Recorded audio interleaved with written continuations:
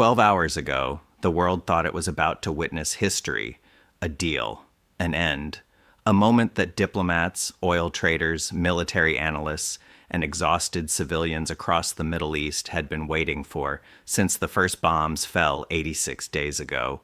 The headlines were already forming. The narrative was already being assembled. And then, in a single sentence delivered by a man standing in front of cameras in Tehran, the entire illusion collapsed. Not quietly, not behind closed doors, publicly, deliberately, in language so precise and so devastating that every diplomatic briefing room on Earth stopped what it was doing and read the transcript twice, and the mainstream media buried the lead. Stay with me. Because what happened in the last 48 hours is not a setback in a peace process. It is a signal, a calculated, strategic public signal that changes every assumption about where this war is actually going. And if you leave this video before I show you all three layers of what that signal means, you will spend the next week watching the news without understanding a single thing that is unfolding in front of you. Subscribe right now and turn on notifications, because what comes next in this crisis is already being decided in rooms no journalist is allowed inside. And when it becomes visible, you need to be here. Let us begin with the moment itself, because the moment is everything. Saturday morning. A reporter in Tehran points a microphone at the spokesperson for Iran's Foreign Policy and National Security Committee, not a junior official, not a spokesperson reading from a prepared statement, but the man who sits at the intersection of Iran's parliament and its most sensitive national security decisions. And this man, with full knowledge of what his words would mean internationally, described the American peace proposal with two words that have since been repeated in every intelligence briefing on the planet: wish list. Not a draft, not a starting point, not a document with promise, a wish list, the kind of language you use when you want to communicate not just disagreement, but contempt for the seriousness of the other side's position. The kind of language that tells every watching government exactly how Tehran views Washington's understanding of this negotiation after 86 days of war, 6 rounds of mediation, and an uncountable number of back-channel messages moving through Pakistan and Qatar. At the exact same moment, Donald Trump was standing in front of cameras saying the talks were getting a lot closer. In the same breath, he threatened to blow Iran to kingdom come if a deal was not reached on his timeline. And a senior United States official with direct knowledge of the negotiations, not a pundit, not an analyst, someone inside the room, described the current state of those negotiations to reporters using one word: agonizing, not promising, not productive, not cautiously optimistic, agonizing. That is the gap you need to understand. That is the gap between the public performance of this negotiation and the private reality of it. And that gap is not closing, it is widening. And the reason it is widening is buried in the details that most coverage is completely failing to explain. Let me give you the full picture. On February 28th, the United States and Israel launched a military operation against Iran. The stated objective was precise: eliminate Iran's nuclear capability, fracture the regime, force a ceasefire from a position of overwhelming dominance, and be done within 4 to 5 weeks. The architects of that operation were confident. The timeline was short. The logic was clean. It is now day 86. The ceasefire that Pakistan's field marshal brokered in early April held barely in contested and fragile form. The formal talks in Islamabad ran for 21 hours across 3 rounds of negotiations and produced no signed document. 0. The 2 issues that collapsed those talks are the same 2 issues that are collapsing the current round: the Strait of Hormuz, Iran's nuclear program. 2 questions so fundamental to both sides' core national security interests that no amount of creative diplomatic language has yet found a way around them. Since Islamabad, Pakistan has been carrying drafts back and forth between Washington and Tehran. Iran submitted a 14-point framework. The United States responded with its own proposal. Iran called that proposal a wish list. The United States has not accepted Iran's framework. Pakistan's field marshal flew personally to Tehran to try to find a bridge. A Qatari delegation arrived to support the effort. And as of this recording, Iran's foreign ministry spokesperson has confirmed publicly that a deal is not close and that the nuclear file is not supposed to be discussed in detail at this stage. Sit with that last sentence, because it is the sentence that explains everything. Iran's position is that the negotiation should be sequenced. First, end the bombing, settle the Strait of Hormuz question, agree to a comprehensive ceasefire covering Lebanon and every other active front. Then, and only then, in a later phase of talks, address the nuclear program. The United States' position, stated explicitly by Secretary of State Marco Rubio, is that any deal must make concrete commitments about Iran's enrichment capacity and its stockpile of highly enriched uranium. Those commitments are not optional. They are not deferrable to a later phase. They are the price of ending the war. What you are witnessing is not a negotiating gap.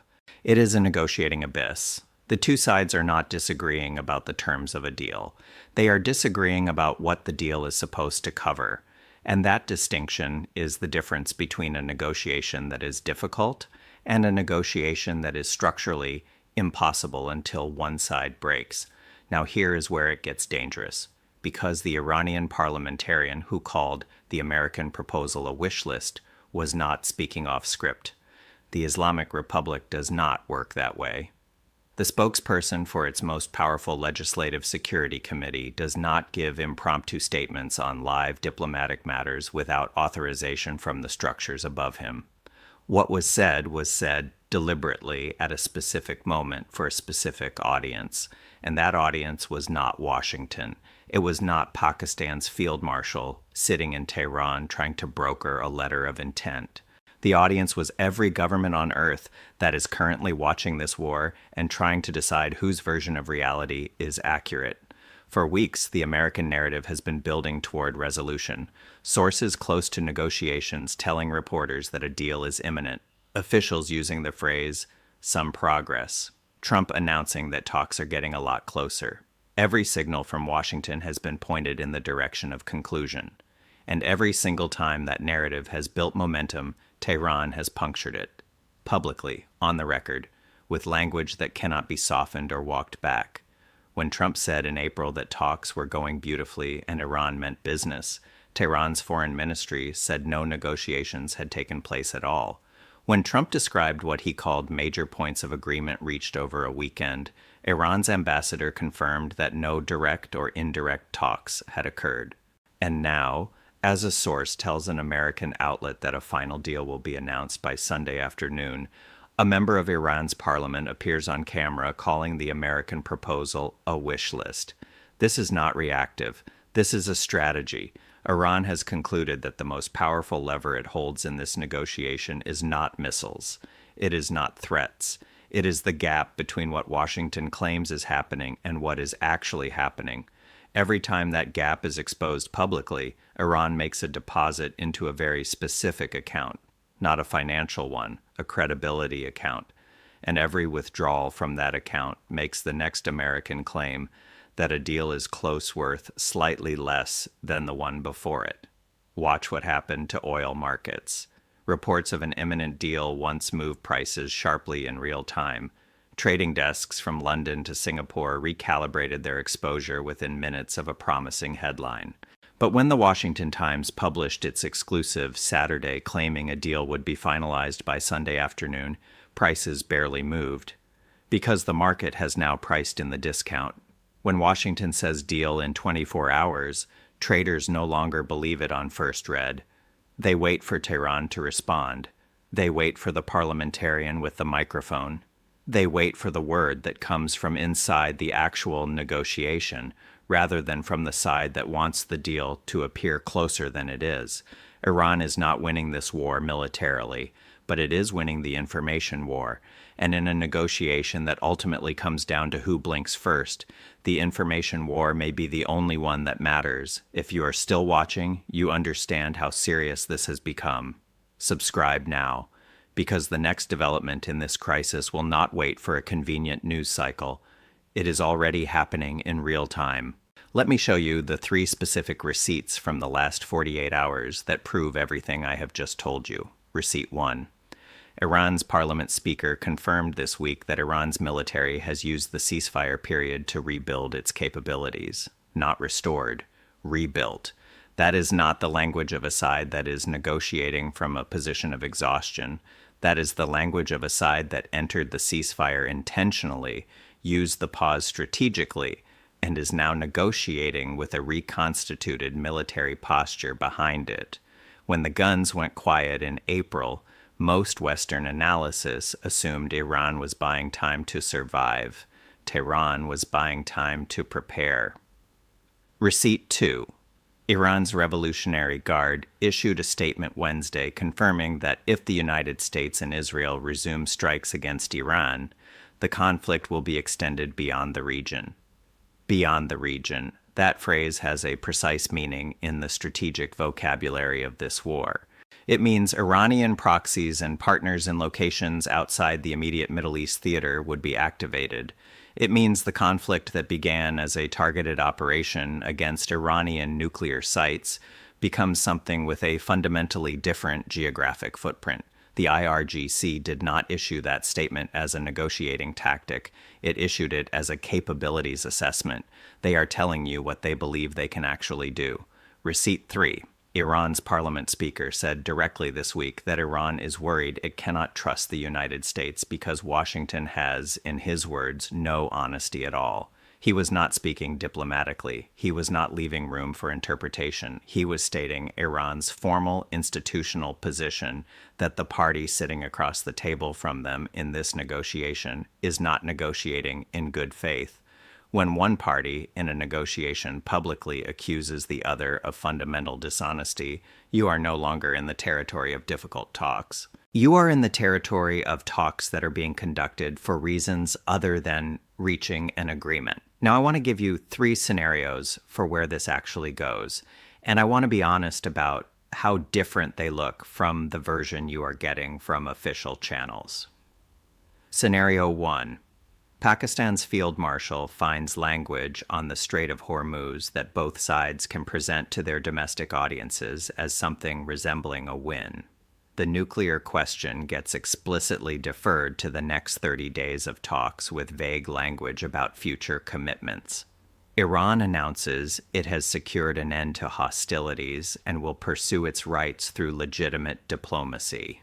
Trump announces that Iran has bowed to American demands, and the greatest deal in Middle Eastern history is underway. Both narratives are technically sustainable because the letter of intent is deliberately vague enough to support both readings. Oil drops $15 in a day, markets exhale. The world briefly celebrates. And then the 2 sides enter 30 more days of negotiation, carrying completely incompatible understandings of what they just agreed to, which means the current crisis does not end. It restarts on a slightly delayed timetable with even less trust and even less room for the mediators to operate. This is the best case scenario. It is also the scenario that has been the best case for 46 days since Islamabad and has not happened yet. Scenario 2. The Sunday deadline comes and goes without a letter of intent. Pakistan's field marshal cannot find language that bridges the Hormuz gap. Trump faces a choice between extending his deadline again and eroding whatever credibility his ultimatums still carry, or authorizing new strikes and triggering exactly the response the IRGC has publicly described. In this scenario, the ceasefire holds in name while both sides return to the pre-April dynamic. The war resumes through proxies and pressure rather than direct strikes. Oil climbs back above $100. Gulf energy infrastructure, already damaged, faces renewed uncertainty. And the diplomatic framework that Pakistan has spent 3 months building comes apart at the exact moment it was supposed to deliver its first product. Scenario 3 is the one that no one running the current diplomatic process will say out loud. If talks collapse completely and military operations resume, The war that restarts is not the war that paused. Both sides have used the ceasefire differently. Iran has rebuilt. The United States has repositioned. American forces that were pre-positioned months ago are still in theater. The baseline from which a resumed conflict would begin is a baseline of degraded trust, exhausted mediation infrastructure, a regional security architecture that has already cracked visibly, and an IRGC that has publicly committed to taking the conflict to geography outside the immediate theater if provoked. A resumption in that environment is not a continuation of what came before. It is the beginning of something qualitatively different, and the governments watching from Beijing, Moscow, Riyadh, New Delhi, and Brussels all know it, which is why China called Tehran this week to encourage continued talks, which is why Qatar has a delegation in Iran right now, which is why everyone with a stake in regional stability is pressing for that letter of intent, even in its most imperfect form. Because the alternative to an imperfect agreement is not a continuation of the status quo. The alternative is a transition into a phase of this conflict that has no clear ceiling. Here is what I know with certainty tonight. The gap between what Donald Trump is saying about this negotiation and what the people inside that negotiation are describing has never been wider. The word agonizing and the phrase getting a lot closer are not two different descriptions of the same process. They are two descriptions of two different realities, and the question of which reality matters more is not an academic one. It is the question that determines whether the oil market stabilizes or spikes, whether Gulf shipping insurance becomes manageable or impossible, whether American credibility with its regional allies strengthens or continues to erode. The deal that was supposed to land by Sunday afternoon may still happen. Diplomacy has surprised people before. The mediators in this process, Pakistan, Qatar, and a quietly active China, are not without leverage or creativity. A letter of intent, vague enough to be signed and specific enough to mean something is not an impossible document to produce. Governments have written impossible documents before.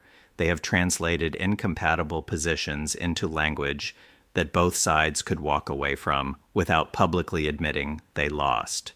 It is just extraordinarily difficult to write that document when one side is calling your proposal a wish list on live television, while the other side is simultaneously threatening to blow you to kingdom come. That is the negotiation happening right now.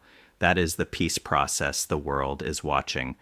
And the question it raises is not whether a deal can be reached. The question is whether the deal that can actually be signed is the deal that either side is willing to sign in public. Because in this war, as in every war that has ever ended, the final agreement is never the one that anyone publicly said they were aiming for. It is the one that both sides can present at home as something other than a surrender. Iran has spent 86 days making sure that whatever document eventually gets signed, Tehran will not be the side that looks like it bowed. The parliamentarian who called the American proposal a wish list was not making a diplomatic error. He was making a deposit into the ledger that matters most when the final document is eventually produced, and both governments have to explain to their own people what they actually got. The question now is whether Washington understands that the ledger exists. Subscribe now, because what happens in the next 72 hours may answer that question in a way that cannot be undone. Drop your answer in the comments. If the American proposal is genuinely what Iran has described, more wish than reality, what does that tell you about how carefully Washington has been listening for the past 3 months? And if both sides are simultaneously claiming progress while the people inside the room are using the word agonizing, who in this process is actually operating in good faith? I read every comment. Your analysis matters. Turn on notifications, because the next chapter of this crisis is already being written in rooms that no camera is allowed inside. And when it becomes visible, this is where it will be broken down before it lands anywhere else. Do not look away. This is not over. In fact, if the receipts from the last 48 hours mean what they appear to mean, this may only be the beginning of a much larger reckoning. And the world is not ready for what comes after agonizing,